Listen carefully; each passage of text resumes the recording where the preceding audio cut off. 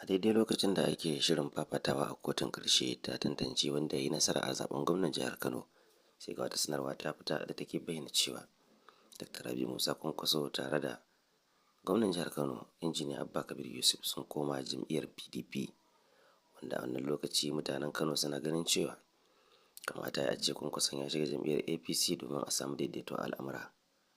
Amma wannan bayani ya fito ne daga bakin wato Musa Ilyasu Kwankwaso, kamar yadda za ku ji daga bakinsa.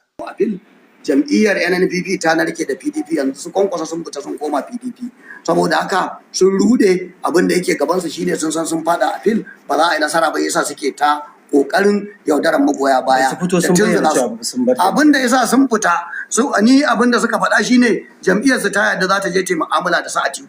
To ka gani a guri na sun fita tunda ta yadda sun ce a haɗe, a baya ta ce ba su bayyana wa duniya cewa sun fita ba. Ai sun fita kurin.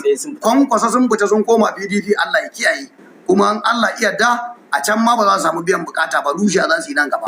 Gani suka yi dama yaudara suka so su yi a ban musu gwamna, sai kuma Allah ya tabbatar tun da kuri'ar da suka ɗiba ta haramce, an tabbata a kotu, ta tabbata ta ɗaya, a ta biyu, ta uku ma za ta tabbata. Amma ya za ku kurakuran da suke ganin cewa an samu musamman a ita wannan kotun ɗaukar ƙara? Ai kai ba alƙali bane, ba wani kuskure, mun ci zaɓe kawai, in Allah iya da za a tabbatar ga wani da gano. Dama bayan sakin wannan faifan bidiyo sun tuba albarkacin bakin su, inda dai har yanzu muke dakon aji martani daga bakin injiniya Dr. Rabi Musa Kwankwaso domin tabbatar da abin da Musa Ilyasu Kwankwason yake zargi.